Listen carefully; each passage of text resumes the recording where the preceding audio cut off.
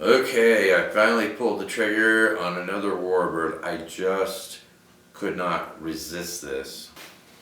And I'll tell you why. I purchased this and got free delivery, and it was inexpensive enough that I ordered another set of spare props for it. And I had this delivered to my door for $124.49. I had been watching this plane from a different brand of this plane, A-1 Skyraider, from a different vendor, who constantly had these at a very good price in the EU warehouse, but never put them on sale in the USA warehouse. And then finally they went out of stock at the USA warehouse. So I got online and I did a search for A-1 Skyraider 800mm Wingspan, which is what this is. Same as the one that I was looking at that I wanted to pull the trigger on, but I just felt they were asking too much for it, so I didn't buy it. Watched it for 6 months. Pulled the trigger on this one. Yeah, $124.49 delivered with an extra set of props. Plug and fly. I think that's absolutely fantastic. I've gotten a couple posts from people on our Facebook page because I did post information about this on our Facebook page and that I pulled the trigger on it. And they absolutely love this A-1 Skyraider. So I'm hoping that this flies as well as my Volantex P51D Mustang, which is a 750mm wingspan, because I absolutely love that Warbird. This is only the second Warbird of this size that I will have had the opportunity to fly so far, and I love the look of the A-1 Skyraider. I don't have any of the armament on it yet, but it comes with a bomb that mounts directly under the center of the fuselage, underneath the wing. It comes with these two bombs that mount underneath the inboard part of each wing. And then it has, count them, 6 of these rockets that go on each wing. So what I wanted to do before I put any armament on it, I wanted to take it out, I want to fly it, I want to see how much power it has before I put any of the armament on it. Now, I'm definitely not going to be putting this bomb on, underneath the main wing. I don't think it would survive out where I have to land, but I may be putting on all the rockets, and I may be putting on the 2 bomb pods that are on the inboard part of the wing. I did put for the assembly is very straightforward. You do have to glue in your guns here. They got 2 on each side of the wing. If you decide to put any of the armaments on here, you do have to glue them on. There are spots underneath the wing. But the main wing was already completely assembled except for the landing gear. The landing gear just slots in. It's got a couple of coarse thread screws that are keepers for the landing gear. They sent an extra screw. They sent an extra couple of plastic clevises for your control rods. They sent glue. It's a beautiful looking plane, and I love the color of the plane. Now this is a TopRC A-1 Skyraider 800mm Wingspan plug and fly. It has a 8x6 4-blade prop. So I was looking at the angle on the prop, and it has quite a bit of right angle, so I don't think that there's going to be any torque roll issues. But it has a slight upward angle on the prop rather than a downward angle, so I'm kind of curious to see how that is going to work out. The servos are 9-gram servos. They are nylon gear servos. It doesn't tell you whether they're analog or whether they're digital, so I don't know. If they don't say digital, my guess is they're probably analog servos. The ailerons have 2 independent servos. I like that rather than having that rigging with a single servo. So I'm happy that it has 2 independent servos, and of course 1 9-gram servo for the rudder, 1 9-gram servo for the elevator. It does have foam hinges on it. One thing that I really like is on the split elevator, they used a U-shaped piece of steel wire that clipped the two elevators together, which I really like to see, rather than using some cheap plastic clip that goes in between them. That's the same type of method that I used on the twin motor cheetah glider, the 1 meter glider that I converted. That's the same type of process that I used to clip those two elevators together. It works absolutely fantastic, so I was glad to see that.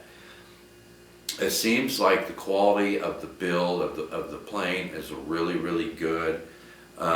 One thing I always look at is the landing gear. The landing gear looks like it's very sturdy. I will definitely be doing durability testing on the landing gear with my landings. But the wheels are ultra smooth. It has some pretty good sized wheels on it. They're ultra smooth. It's not one of those where you just have a little plastic clip that holds the wheels on. You know, so this has actually got a nice threaded exterior axle on it with washers and lock nuts, so there's no wobble to the wheels. The wheels are nice and snug on there but rotate freely. There's no play in them. I like to see stuff like that. Okay, there was a long antenna here on the front of the vertical stabilizer, and I just knew I was going to catch that on something, so I actually clipped that antenna off. Rather than take a chance of breaking off a piece of foam or breaking the antenna off of the vertical stabilizer, I went ahead and clipped that off because I just knew that wasn't going to last very long. Alright, so the specified CG on this for the setup is 55 millimeters to 62 millimeters. Just to be on the safe side, I set mine at 55 millimeters with a neutral balance on it, and that's measured from the front of the wing plate. 55 millimeters back from the front of the wing plate to 62 millimeters back from the front of the wing plate. It says flight time is greater than 5 minutes. It's a plug and fly. It has 4 channels, so you need a minimum of a 4-channel receiver, 4-channel transmitter. I went ahead and put a RadioLink BIME-8 gyro in mine, and the receiver is a RadioLink R8FM S-Bus receiver that I have in it.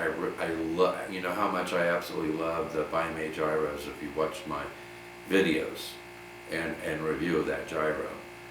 And I've used 2 of those RadioLink R8FM S-Bus receivers, and I really like those too. I have one in the A560. It came with one in the A560 3D trainer plane from RadioLink, and I also have one of those with the BIME-D gyro in my Z84 race wing. So I went ahead, I had one more, so I went ahead and put it in this plane. So I just drilled a little hole through the side right here. I've got the receiver, the S-Bus receiver Velcro to the inside of the fuselage underneath the canopy here, and I just brought the antenna out away from the electronics. So that should work out just fine. I haven't had any problems with any of the other 2 RadioLink R8FM S-Bus receivers in the wing or in the A560. The A560 is just, you know, I do all kinds of aerobatics with that 3D trainer plane. Never had a problem with the receiver. So I think that's going to be good to go. Okay, so back to the assembly again. The wing is already has the servos installed. It has the linkage already connected. It has a Y cable, goes into the fuselage to connect to your receiver or your gyro. The wheels just slot in to plastic keepers underneath the wing, and then you have 2 coarse thread screws that secure the landing gear. The prop assembly was already installed on the plane. You do have to glue in your horizontal stabilizer. It just slots into the fuselage. Then you'll need to connect your control linkage for the elevator. You'll need to connect your linkage to the rudder. I always like to center up all my servos and then mechanically adjust the control surfaces so that I have symmetrical movement up and down. Now with the ailerons, because I had one control arm that was fairly straight on the servo and one that was a little off, and they're on a Y cable. You don't have to have them on a Y cable. If you want to put them in 2 independent channels on your receiver, then you'll be able to center those up just fine. But because I'm using the 4-channel gyro, I need to have them on a Y cable. So I centered them up to the point to where they were symmetrical with the mirror images of each other. But the control arms were not completely centered up. So I did have to put in a little differential on the ailerons to get the same amount of movement, up and down on the ailerons.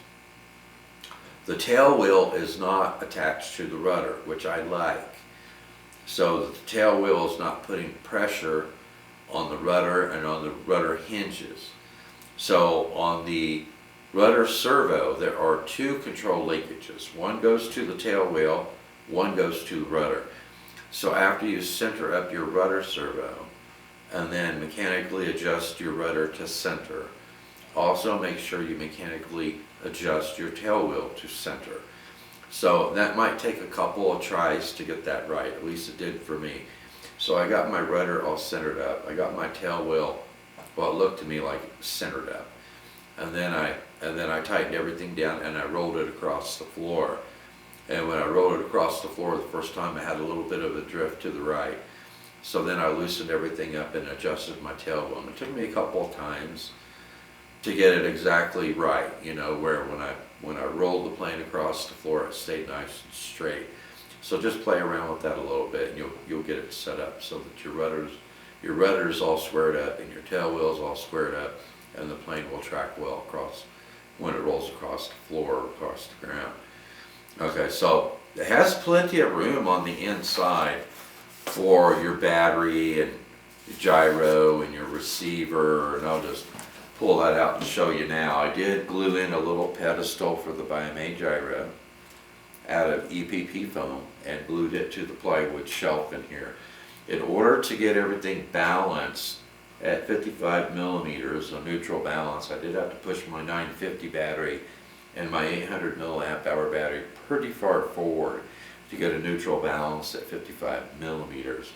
I have my receiver just velcroed to the inner side of the fuselage in here, and my servos are all centered up.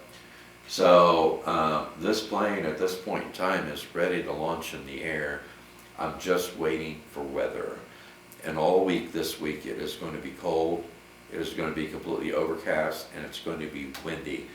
So it might be a week and a half, maybe all the way up to 2 weeks before I'm able to launch this for the first time. But I'm really looking forward to it. This is only going to be the second Warbird of this size that I've ever flown. The only Warbird of this size I've flown so far is my P-51D Mustang, and I absolutely love it. So, like I said, if this flies anywhere close to the way my P-51D flies, I'm going to be a happy camper. And I paid less for this than I paid for my P-51D. So I think it's a pretty good price. There will be a link to it in the show notes. So if you guys are interested in this A-1 Skyraider from TopRC Hobby, there will be a link to it in the show notes. I purchased this from Red Wing RC. In 2023, there are a couple of other Warbirds of this size that I would like to get. I would like to get the P-40 and the P-47. If I could get those 4 Warbirds, the P-51 Mustang, the A-1 Skyraider, the P-40 Warhawk, and the P-47, the Thunderbolt, or Razorback, I'd be a happy camper if I could get those 4 Warbirds of this size. That's what I'm shooting for. It depends on prices and availability and what kind of electronics they put in them. Now, as far as the motor is listed as a, there it is, DST 820 kV. It's only an 820 kV motor. It's got a 20 amp ESC in it. It's rated for a 3S LiPo. I didn't want another Warbird that was only rated for a 2S LiPo. I wanted a Warbird of this size that was rated for a minimum of 3S LiPo. So this one is rated for a 3S LiPo. And at 820 kV, I would think this motor would have plenty of torque to spin this 8x6 4-blade prop. The P51D Mustang that I had was set up for 2S, and it was, for the motor that they had in it, I think it was over-propped, which is why I changed the power system on it. I don't think I'll have to change the power system on this one to get the kind of performance I want. I don't know what size this DST motor is, so I pulled out a slide caliper and I measured the outside of the bell housing, and the outside of the bell housing is 30 millimeters. So I pulled out one of my 2212 motors because it looks about the same size as the 2212. I pulled out my 2212 motor, and the outside diameter of the bell housing on it is 28 millimeters. So this might actually be, the diameter of the stators on this might be somewhere between a 22 millimeter to a 24 millimeter diameter. I don't know what the height of the magnets are either. I would have to pull the bell housing off of it and measure them.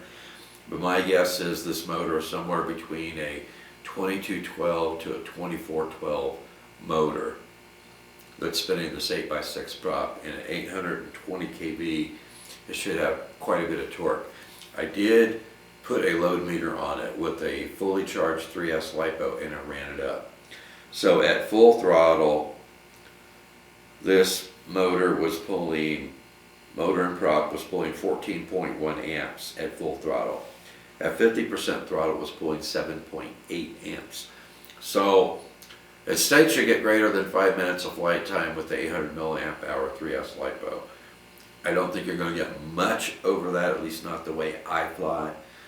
So I will probably be flying mostly my 950 to 1000 milliamp hour 3S LiPos in this plane, so I get about 6 minutes of flight time out of it. My all-up weight, as it sets right now, the only thing that I have on it are the guns in the front. There's two of these guns that glue into the wing on either side of the wing. 4 guns total. With the BIMA gyro, the RadioLink R8 FM S-Bus receiver, my 800 milliamp hour 3S 25C LiPo, you know, all ready to throw in the air. And my all-up weight is quite a bit more than what they specify. It's 461 grams. So the plane by itself, you know, without, as it comes as a plug and fly without the receiver, gyro, or anything in it, with the 4 miniguns, is 390 grams. If I add the gyro and the S-Bus receiver with the little pedestal and stuff that I built in there for it, that's 8 grams. And plus my 3S 800 milliamp hour 25C LiPo, that's 63 grams. It brings the total to 461 grams. Now, just adding the rockets is going to add about 12 grams weight. Then adding these 2 bombs, and as well as the rockets, is going to bring it up to about 20 grams of additional weight, plus the additional drag. So that's why I'm leaving all that stuff off for the initial flight. When I ran it up and I held it vertical, it felt like it was going to pull vertical out of my hand. It feels like it's going to have pretty good power. If it proves itself to have that really good power, then I will at least put those rockets on there. But anyway, stay tuned. I'll have it in the air soon. Thanks for watching, and I will see you in the air.